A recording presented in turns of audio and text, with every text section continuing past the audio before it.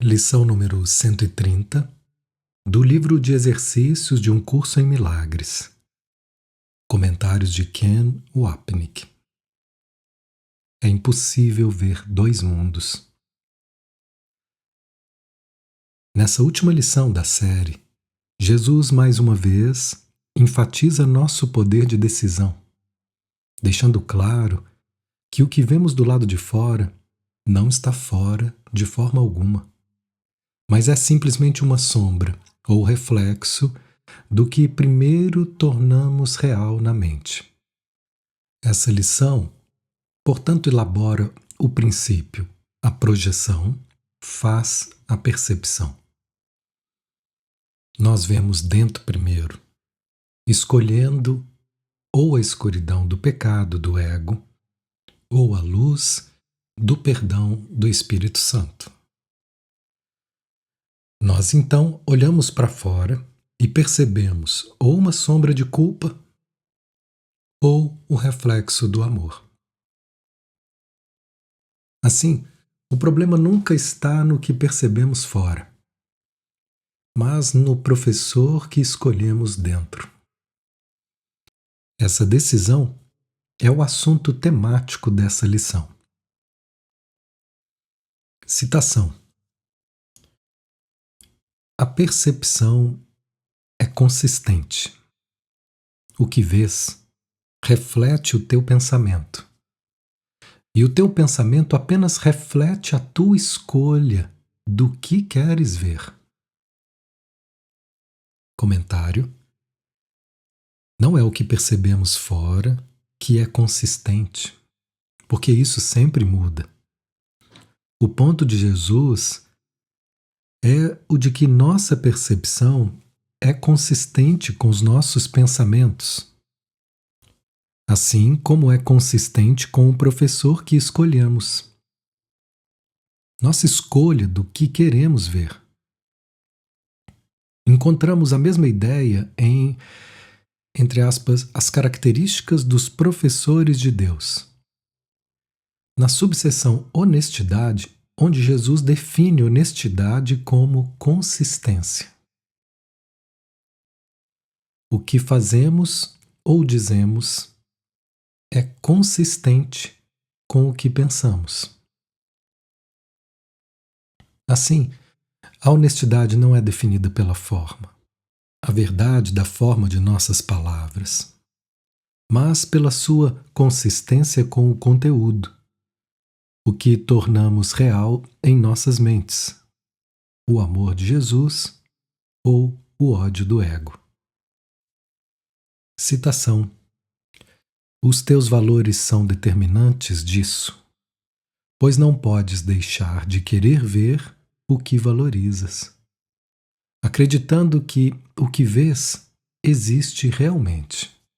Comentário: o que está sob nossos valores é valorizar nosso ser individual. Nós queremos provar que a separação de Deus é real e que nós existimos. Uma vez que esse é o nosso valor, nós escolhemos o ego como nosso professor. Lembre-se, no início, nós, como um filho, fomos apresentados a duas escolhas com relação à diminuta e louca ideia: vê-la através dos olhos do ego ou do Espírito Santo. Nós valorizamos nossa separação, então escolhemos a primeira opção. A partir daí escolhemos o sistema de pensamento de culpa e ódio do ego para proteger nossa existência. E isso fez surgir um universo perceptual de materialidade. Por outro lado, se escolhemos valorizar a perfeita unicidade do amor de Deus, escolhemos Jesus como nosso professor. E tudo vai mudar de acordo com isso. Quando essa mudança é total, estamos no mundo real. Citação: ninguém pode ver um mundo ao qual a sua mente não tenha dado valor. E ninguém pode falhar em contemplar aquilo que acredita querer. Comentário: se eu quiser separação, individualidade e especialismo, é isso que vou perceber no mundo. Se eu quiser voltar para casa e desaparecer no coração de Deus, quando eu olhar para o mundo lá fora, vou, em última instância, perceber que não existe nada lá. Essa é a experiência do mundo real. O lugar da verdade em nossas mentes, que está fora do sonho do mundo. Olhar para o sonho do lado de fora significa que eu não levo nada aqui a sério, porque sei que é ilusório. Eu entendo o propósito do sonho e, uma vez que não o compartilho mais, não compartilho mais a crença em sua realidade. Você pode se lembrar dessa declaração do Sermão da Montanha. Pois onde está o vosso tesouro, lá também estará o vosso coração. Mateus 6:21. O que nós acreditamos, vemos. E ninguém pode falhar, entre aspas, em contemplar aquilo que acredita querer.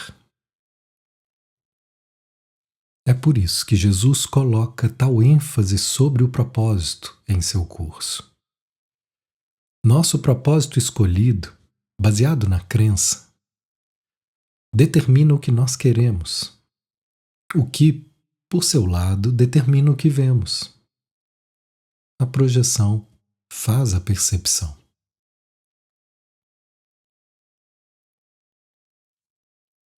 Citação: mas quem pode realmente odiar e amar ao mesmo tempo?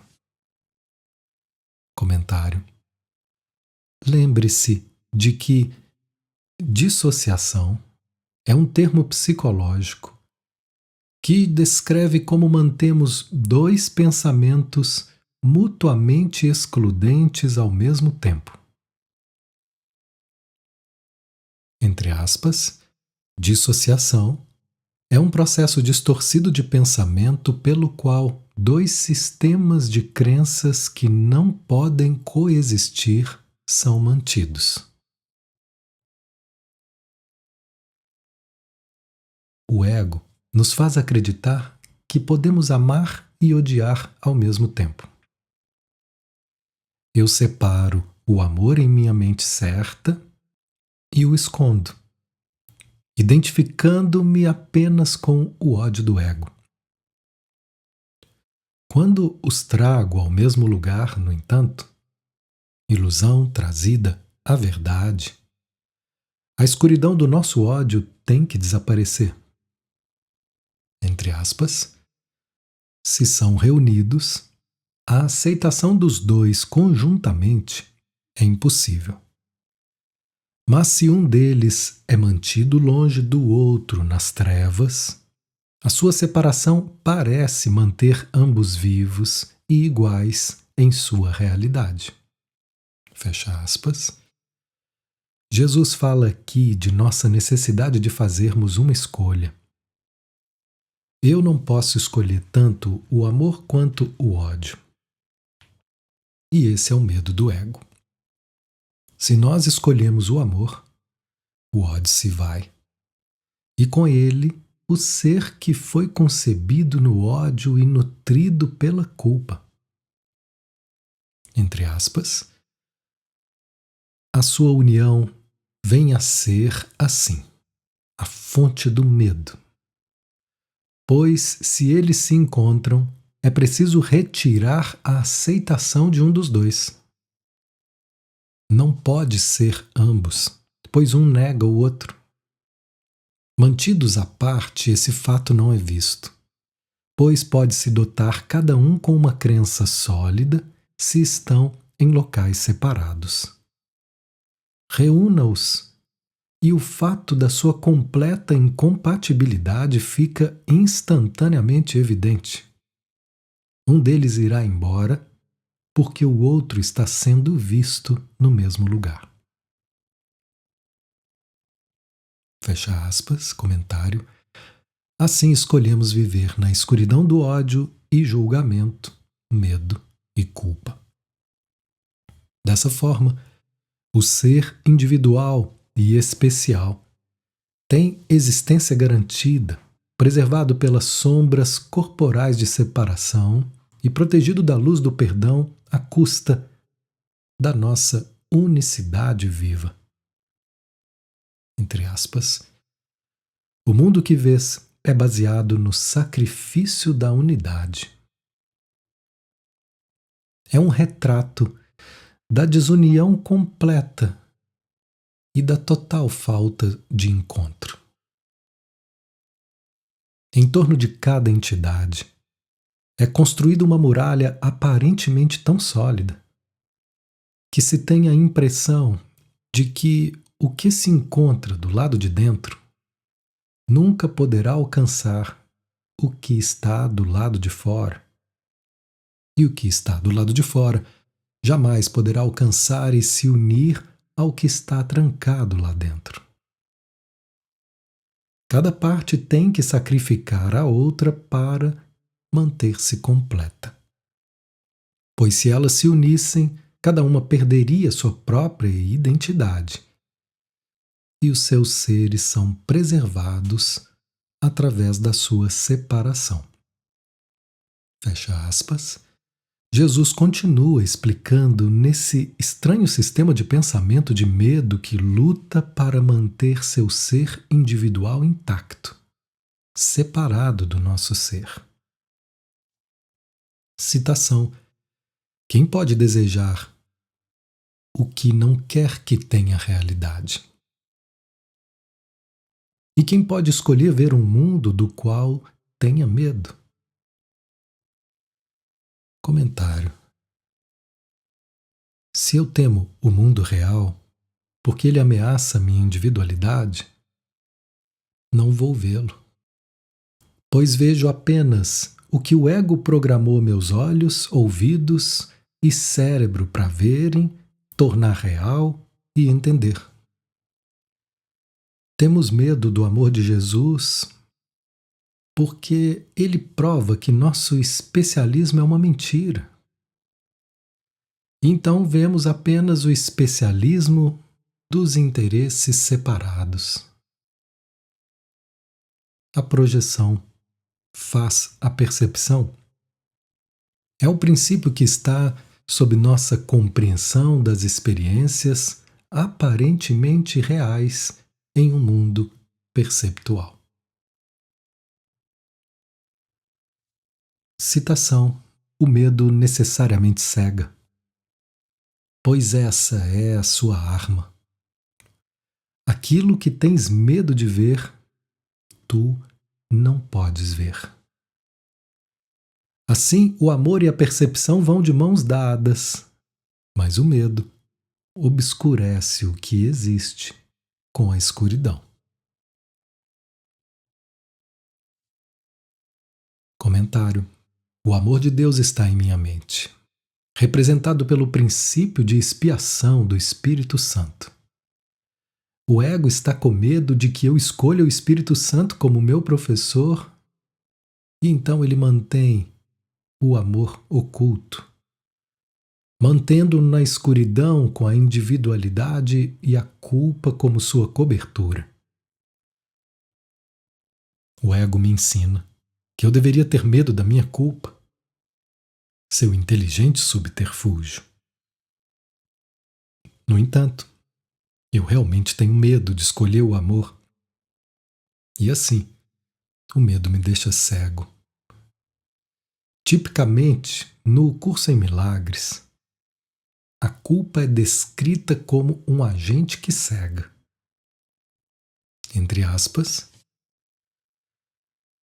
a culpa te cega, pois, enquanto vires uma única mancha de culpa dentro de ti, não verás a luz.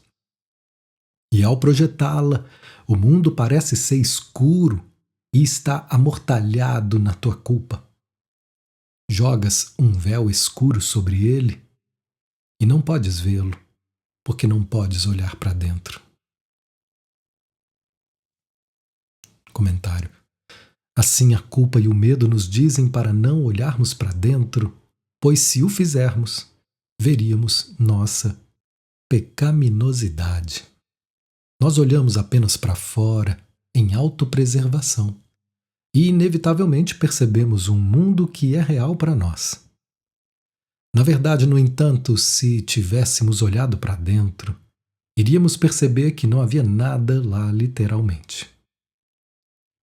A próxima passagem é talvez a expressão mais clara no curso em Milagres sobre a razão do ego para nos manter sem mente, em um estado corporal de medo. Suas razões são realmente sem fundamento, pois não existe nada dentro da mente que possa nos ferir. Na verdade, não existe nada dentro da mente, exceto a luz do amor do céu.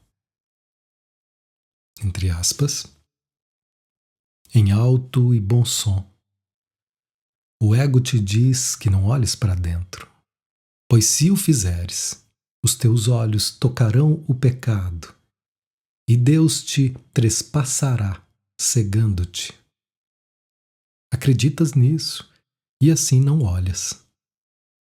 No entanto, esse não é o medo que o ego esconde, nem o teu, que serves a ele. Atrás do seu medo de olhar para dentro por causa do pecado, existe ainda um outro medo. Medo esse que faz o ego tremer. O que aconteceria se olhasses para dentro e não visses pecado algum? Essa questão amedrontadora é algo que o ego nunca pergunta. E tu, que a perguntas agora, está ameaçando todo o sistema defensivo do ego, de modo por demais grave, para que ele se incomode em fingir que é teu amigo. Comentário. O propósito do curso em Milagres é nos ajudar a colocar essa própria pergunta para o ego, pois nela repousa nossa salvação e o retorno da escuridão para a luz. Citação. Assim sendo, o que pode o medo projetar sobre o mundo? O que pode ser visto na escuridão que seja real? Comentário. O que o medo projeta sobre o mundo é a nulidade, porque ele projeta o sistema de pensamento do ego, separação, individualidade, culpa, ataque, sofrimento e morte. O que é inerentemente nada. O ego nos diz que seus pensamentos são reais, e dentro deles está nossa identidade, seguramente protegida pelos nossos amigos. Ao mesmo tempo, nos é dito que esses amigos, entre aspas, são tão horríveis que não podemos olhar para eles sobre pena de aniquilação. Nós novamente vemos a dissociação em funcionamento. Por um lado, nós damos boas-vindas ao pecado, à culpa, e ao mesmo tempo como nosso ser. Por outro, escapamos dos seus dedos afiados e ossudos de morte. Assim, precisamos negar esses pensamentos, projetá-los para fora de nossas mentes, para que possamos vê-los do lado de fora. No entanto, tudo o que estamos realmente vendo é a sombra da nossa culpa, que é inerentemente nada. Alucinação seria um termo mais apropriado para esse fenômeno perceptual de ver o que não está lá. Entre aspas, o que aconteceria se reconhecesses que esse mundo é uma alucinação? O que aconteceria se compreendesses realmente que o inventaste? O que aconteceria se te desses conta de que aqueles que parecem perambular sobre ele para pecar e morrer, atacar, assassinar e destruir a si mesmos, são totalmente irreais? Poderia ter fé no que vês se aceitasses isso? E queres ver isso? Fecha aspas. O que pode ser visto na escuridão que seja real? Nada. Só o que é real é a luz, que pacientemente aguarda a remoção das coberturas de culpa que a mantém oculta. Citação: a verdade é eclipsada pelo medo, e o que permanece é apenas imaginado. Comentário: a verdade não é destruída pelo medo, mas é oculta por ele. De forma análoga, quando o Sol se esconde por trás da Lua durante um eclipse, o Sol não é destruído. Apenas não está visível por aqueles poucos momentos. Assim, não vemos o amor por causa do medo da mente e sua subsequente projeção no mundo. Mas o fato de que pensamos ver o medo não o torna real, pois ele permanece apenas um produto estéril da nossa imaginação insana, como descreve a seguinte passagem, entre aspas, quando fizeste com que fosse visível o que não é verdadeiro, o que é verdadeiro veio a ser invisível para ti. No entanto, não pode ser invisível em si mesmo, pois o Espírito Santo o vê com perfeita clareza. É invisível para ti porque estás olhando para uma outra coisa. No entanto, não cabe a ti decidir o que é visível e o que é invisível, como não cabe a ti decidir o que é a realidade. O que pode ser visto é o que o Espírito Santo vê. A definição da realidade é de Deus e não tua. Fecha aspas. É apenas a arrogância do ego que faz com que ele acredite que algo está lá simplesmente porque ele o vê. É apenas a nossa insanidade que nos capacita a acreditar no que o ego nos diz a ser nossa realidade. Como já vimos, entre aspas, não perguntes a esse estranho transeunte: quem sou eu? Ele é a única coisa em todo o universo que não sabe. No entanto, é a ele que perguntas, e é a sua resposta que queres te ajustar.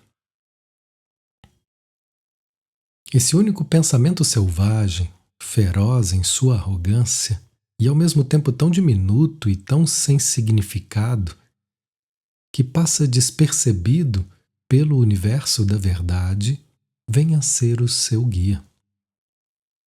Tu te voltas para ele para perguntar o significado do universo. E a única coisa cega em todo o universo vidente da verdade perguntas: como devo eu olhar para o Filho de Deus? Fecha aspas. No entanto, apesar dos nossos medos e realidade imaginada, a verdade permanece seguramente dentro de nós, esperando o retorno da nossa sanidade.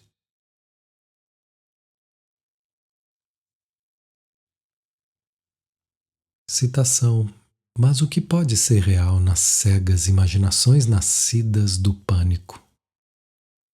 O que poderias querer para que isso te seja mostrado? O que poderias desejar conservar em tal sonho? Comentário: assim como em muitos outros trechos, Jesus apela a nós dizendo: olhe para o que você está dando a si mesmo. Olhe para o que aceitou como o débil substituto para a dádiva maravilhosa da lembrança do céu que eu ofereço a você. Ele pergunta: por que você poderia querer que isso fosse mostrado a você? O que você iria querer manter em um sonho desses? Ele nos ajuda a perceber que o que estamos escolhendo e desejando manter não é nada. Além disso, um nada que nos torna muito infelizes. Não é o mundo, no entanto, que nos entristece, mas a nulidade que escolhemos em nossas mentes. No entanto, antes de escolhermos contra ela e pelo amor de Jesus, temos primeiro que estar cientes da irrealidade do que escolhemos, do que percebemos, como Jesus continua a nos instruir. Citação: o medo tem feito tudo o que pensas ver. Comentário: os olhos do nosso corpo veem, mas o que eles veem não está lá. De fato, os olhos do nosso corpo não podem ver coisa alguma.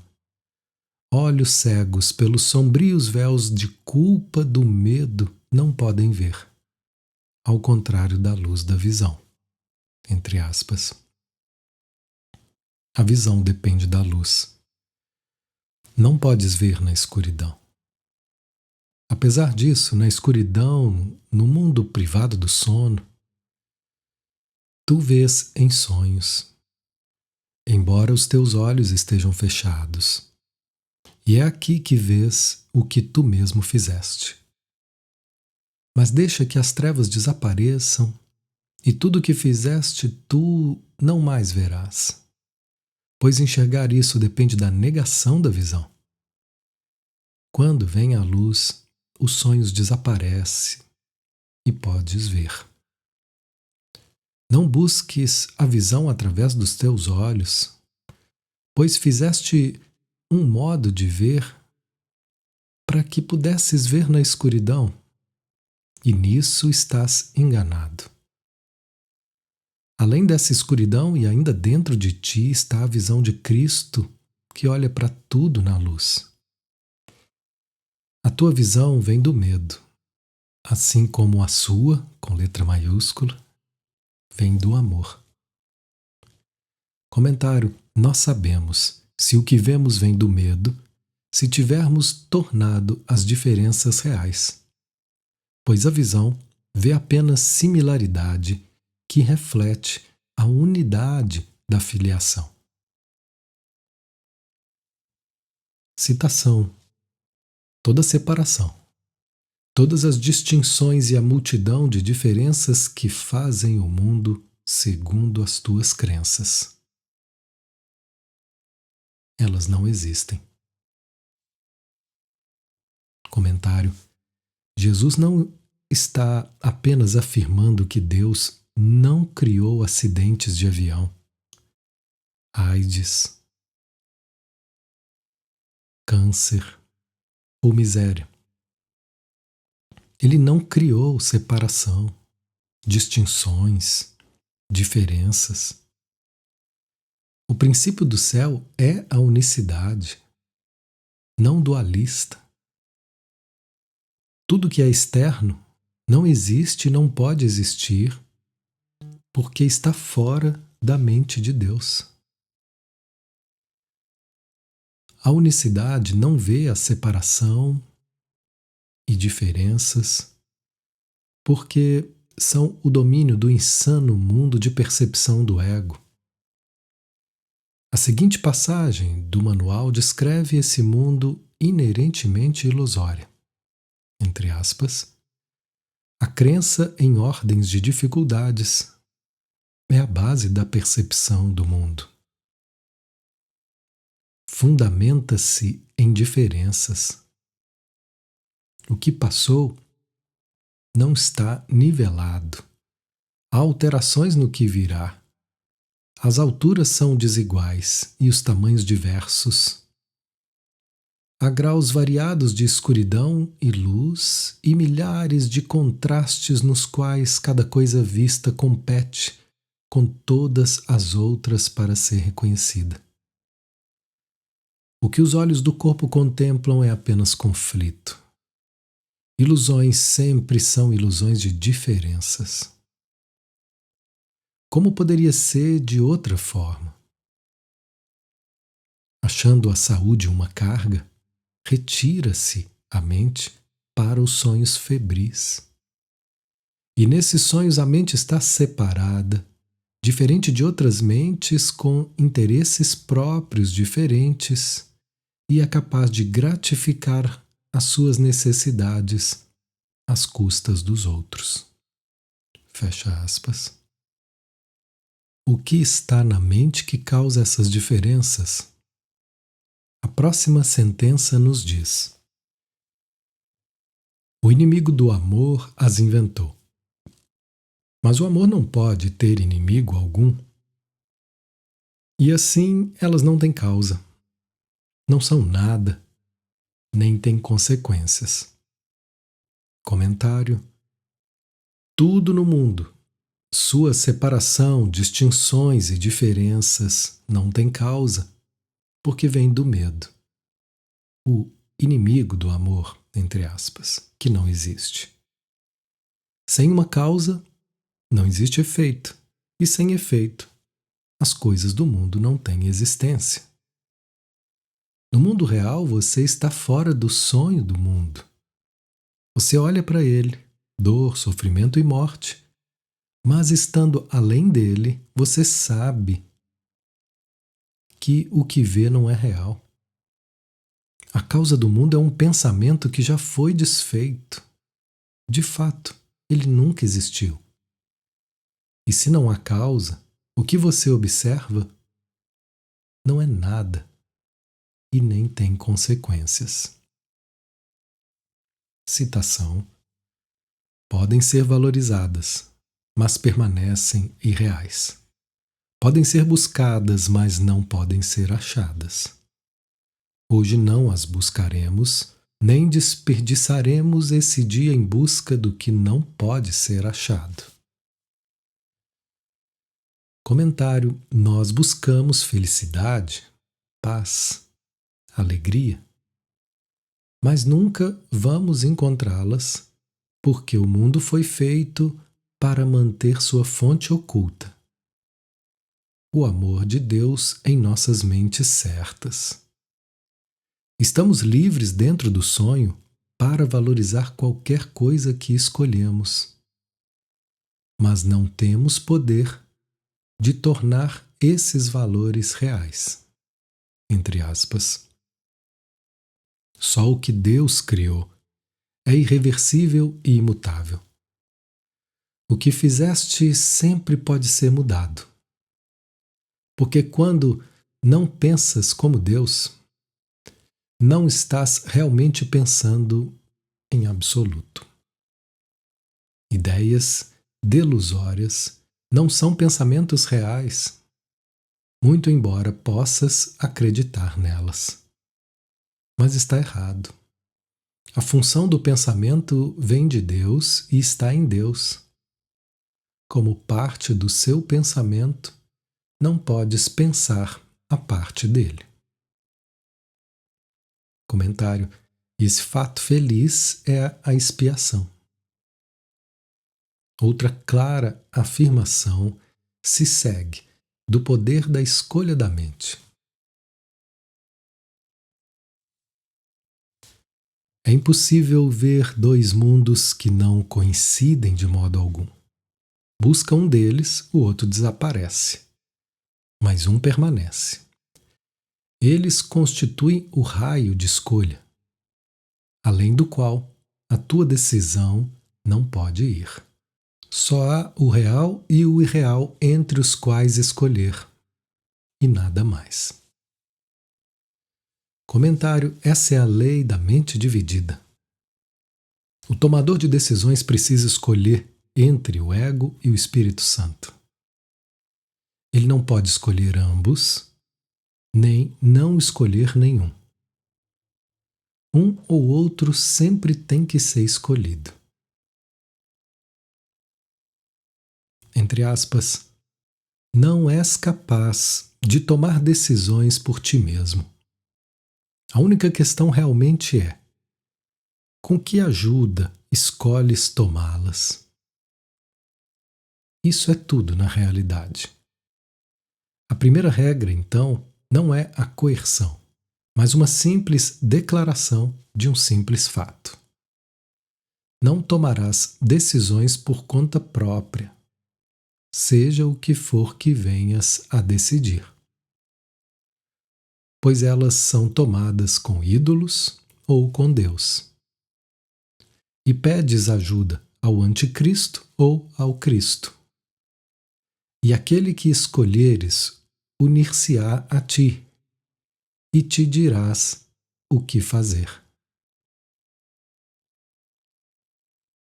Comentário: esse parágrafo da lição reflete essa mesma ideia.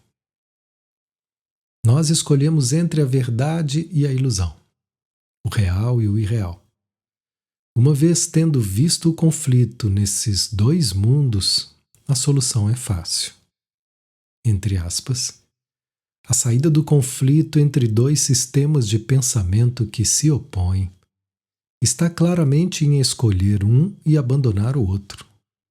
Se tu te identificas com o teu sistema de pensamento e não podes escapar disso, e se aceitas dois sistemas de pensamento que estão em completo desacordo, é impossível ter a mente em paz.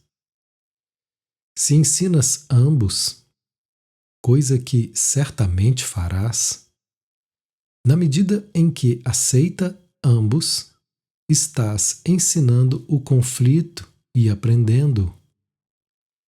Não pode haver conflito entre sanidade e insanidade. Só uma é verdadeira. E, portanto, só uma é real. Fecha aspas. Citação: hoje tentaremos não fazer transigências onde nenhuma é possível. Comentário: a transigência do ego, como vamos ver de perto no final da lição, traz um pouco do inferno ao céu ou vice-versa. É a tentativa de trazer Deus ao mundo, dizendo que a verdade, a alegria e a esperança existem aqui. Isso torna o mundo real, comprometendo a realidade não dualista do céu, que não contém separação, distinções ou diferenças. É por isso, como já notamos, que Jesus ensina que a salvação é sem transigência. Ele fala aqui especificamente dentro do contexto do perdão, mas o princípio geral certamente se aplica. Entre aspas, a salvação não é uma transigência de maneira alguma. Fazer transigências é aceitar apenas parte do que queres, levar um pouco e renunciar ao resto. A salvação não renuncia a nada. Ela é completa para todos. Pois a transigência é a crença de que a salvação é impossível. Esse curso é fácil exatamente porque não faz nenhuma transigência. Comentário: quando nós acreditamos que algo aqui tem valor, ou quando esperamos um resultado mais brilhante, ainda que seja algo tão nobre quanto a paz mundial ou tão puro quanto saúde e felicidade da família. Estamos tentando efetivar essa transigência. Isso nunca vai funcionar.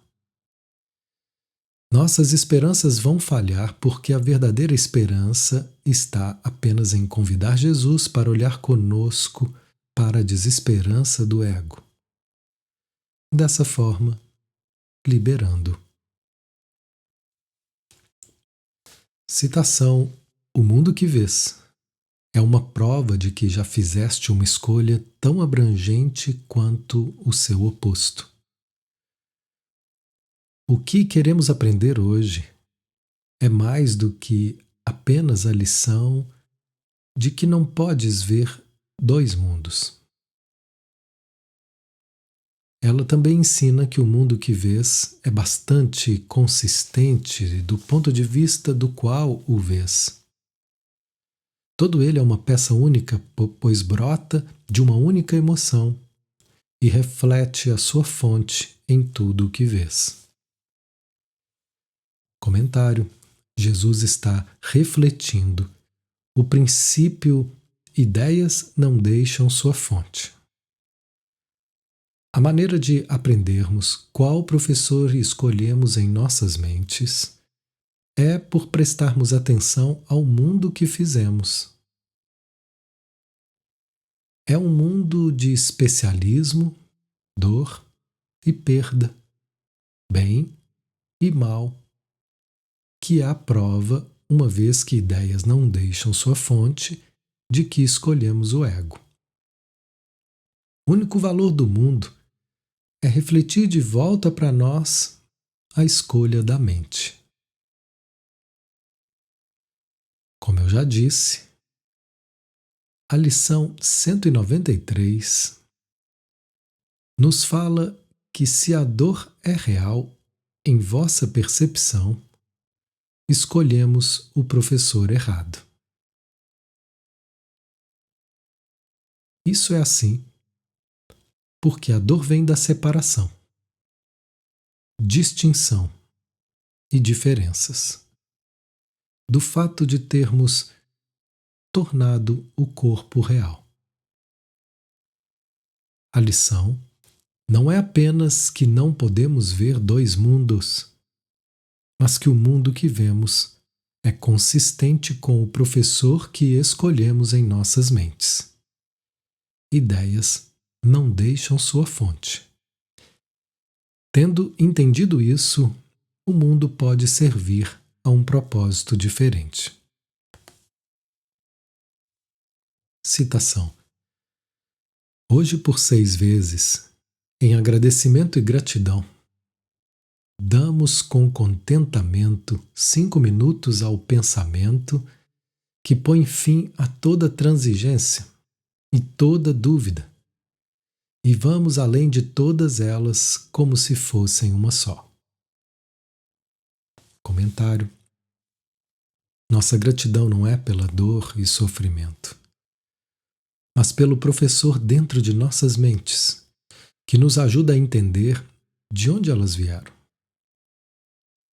Quaisquer que sejam as circunstâncias em nossas vidas, somos gratos por causa das lições que podemos aprender de nosso professor.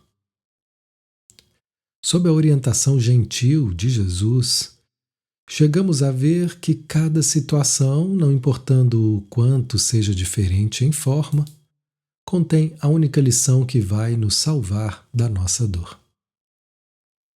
Por essa oportunidade de sermos curados, nós alegremente damos graças. Percebam que Jesus ainda está falando sobre 30 minutos.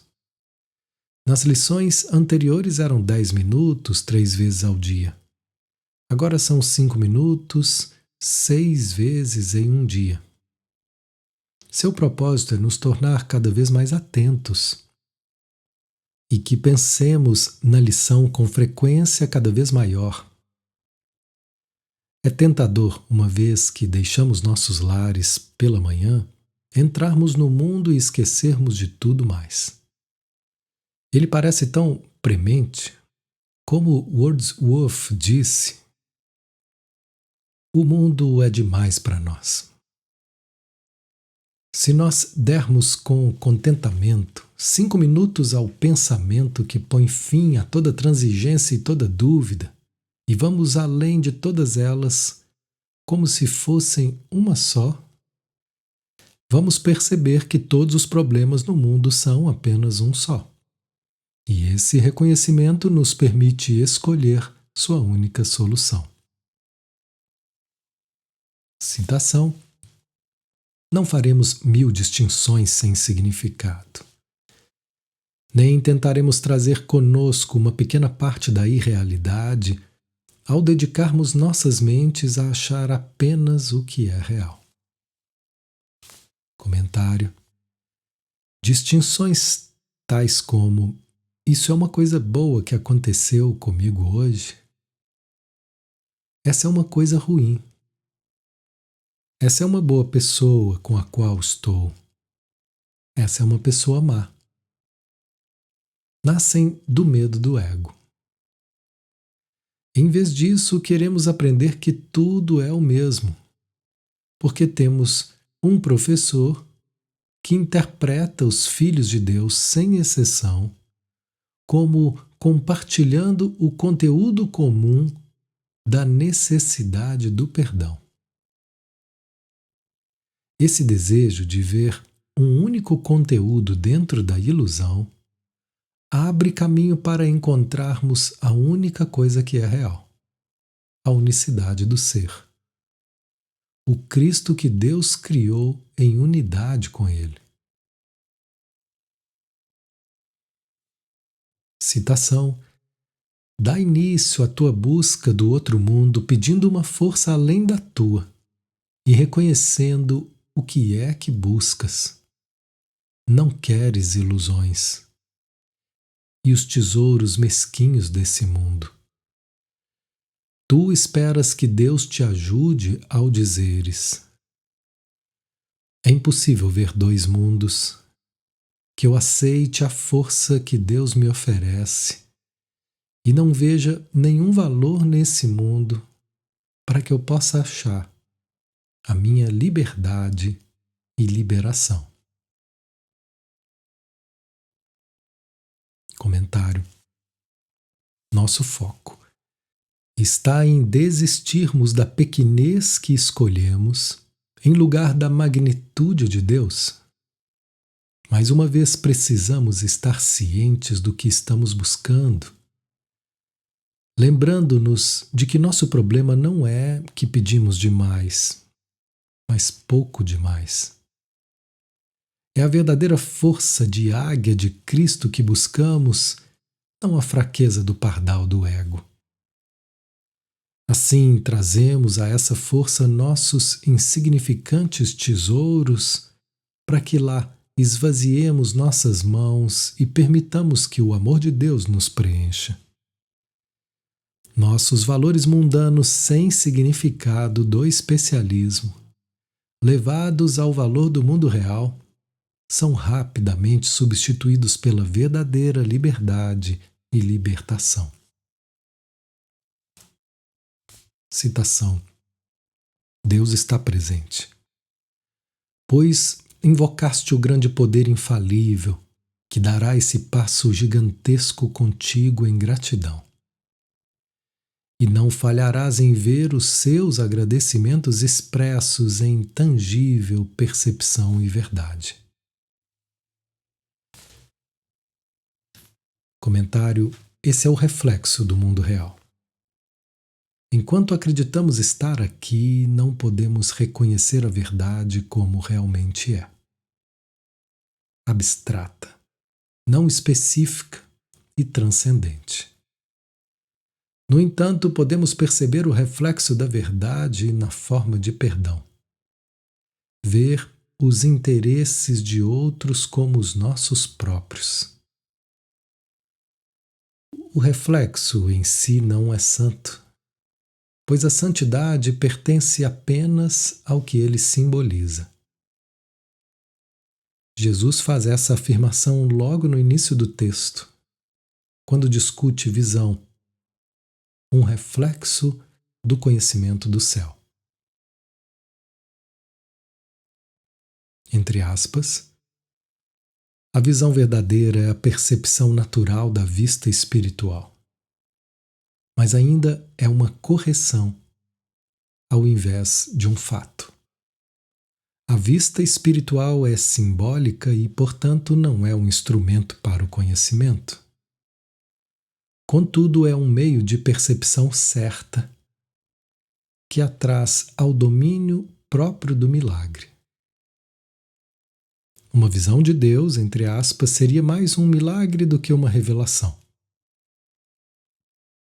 O fato de que a percepção esteja envolvida nisso, de qualquer maneira, remove a experiência da esfera do conhecimento. É por isso que as visões, por mais santas que sejam, não duram. Comentário. Assim queremos manter em mente que no final é Deus e seu amor que queremos, não as formas específicas nas quais eles estão refletidos. Jesus enfatiza esse ponto no próximo parágrafo. Citação: Não duvidarás daquilo que contemplares, pois, embora seja percepção, não é do tipo que os teus olhos jamais tenham visto antes por si mesmos. E saberás que a força de Deus te amparou quando fizeste essa escolha. Comentário. Em outro trecho, isso é chamado de visão de Cristo. A visão que vem quando pedimos ajuda a Jesus para olharmos para o mundo de forma diferente. A força dele, não a nossa própria, é a que pedimos. Como o texto diz, vamos sempre escolher entre nossa fraqueza e a força do Cristo em nós. É importante entender que estamos errados e não reconhecemos o que tornamos real. Além disso, não entendemos o que nos deixa transtornados, mas pensamos que sabemos. No entanto, o fato de pensarmos que sabemos e colocarmos a culpa pelo nosso transtorno em algo externo nos diz que não sabemos nada. Assim, nós humildemente precisamos pedir a força real interior, capacitando-nos a olhar de forma diferente para o que estava nos aborrecendo. Dessa forma, a visão, ainda dentro do reino da percepção, estabelece o cenário para a transformação em conhecimento. Citação: Hoje descarta a tentação com facilidade toda vez que ela surgir, simplesmente lembrando-te dos limites da tua escolha. Comentário: Nós, mais uma vez, somos solicitados a ser atentos em relação a qualquer coisa em nossos mundos pessoais que possa nos tentar a esquecer o que sabemos ser verdade. Sempre mantenha em mente essa significativa sentença do texto. Nada cega tanto quanto a percepção da forma. Pedir ajuda a Jesus significa querer ir além da forma do especialismo para seu pensamento em nossas mentes. É isso que a sentença já mencionada significa na seção final do texto. A tentação tem uma lição a ensinar em todas as suas formas, sempre que ocorre. Ela quer persuadir o Santo Filho de Deus de que ele é um corpo, nascido no que tem que morrer, incapaz de escapar à sua fragilidade e limitado ao que o corpo ordena que ele sinta. Comentário: nós queremos ir além da tentação de ver o corpo como real para a mente, que é o único lar da escolha. É, portanto, nossa única esperança de uma mudança significativa. O mundo real é, portanto, alcançado não pelos atos, mas por uma simples mudança na mente, conforme mudamos da culpa para a santidade, do irreal para o real, do falso para o verdadeiro, como agora vemos. Citação: o irreal ou real, o falso ou verdadeiro é o que vês e só o que vês. A percepção é consistente com a tua escolha e o inferno ou o céu vem a ti em unidade com ela. Comentário: é um ou outro. E você precisa estar vigilante para como tenta fundir os dois, trazendo o Espírito Santo ao mundo. Em vez disso, você quer trazer seu mundo à mente, onde ele está. A situação do mundo não tem que ser corrigida ou curada. A percepção faltosa da mente é o problema. A percepção começa com um pensamento de separação. E é isso que precisa ser curado. A escolha pelo inferno em vez do céu. É instrutivo reconhecer que o ego é um sistema de pensamento de 100% de ódio. E o Espírito Santo é um sistema de pensamento de 100% de amor. Ali não existe nada intermediário. O que é significado nas palavras de Jesus de que o inferno e o céu vêm a nós como um. O que é ecoado no manual, entre aspas.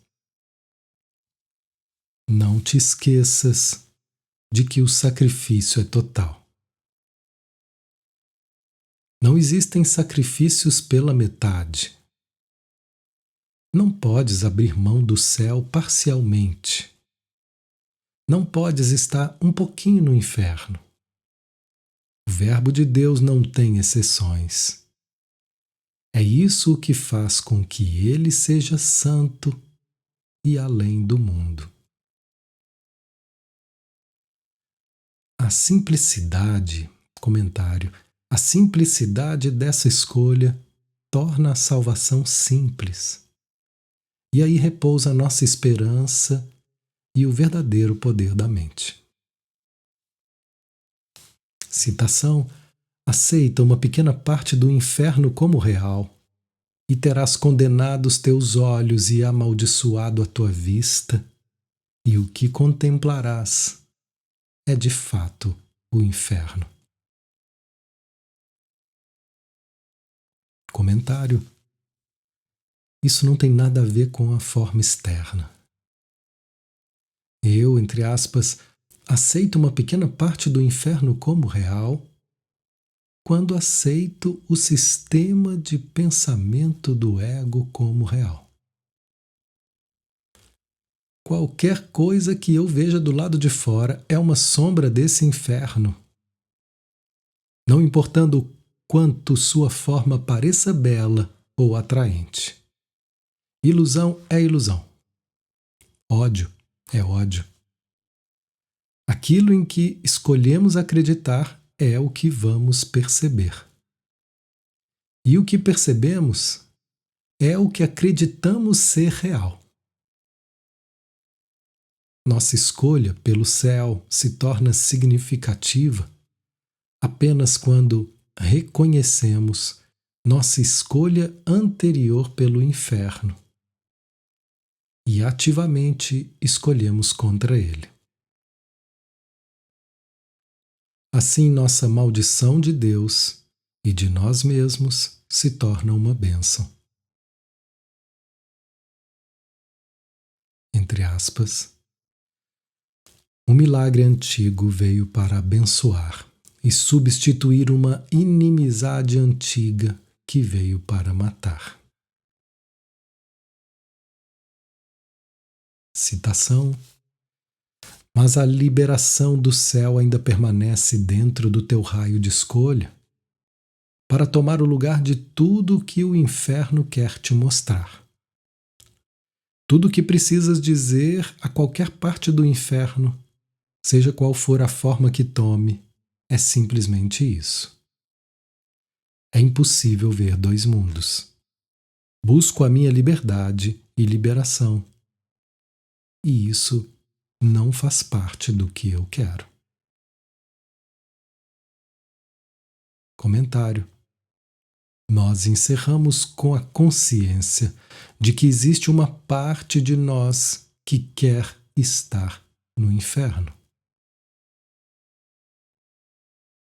É só esse desejo que nos torna infelizes, não o que qualquer um diga ou faça. Se nós formos realmente sérios sobre querermos a paz de Deus, vamos ser sérios sobre olhar para o inferno pessoal que nutrimos e trazemos ao nosso mundo. Felizmente, podemos sempre escolher outra vez. E nessa escolha, nós e a filiação somos libertados. Ken Wapnick.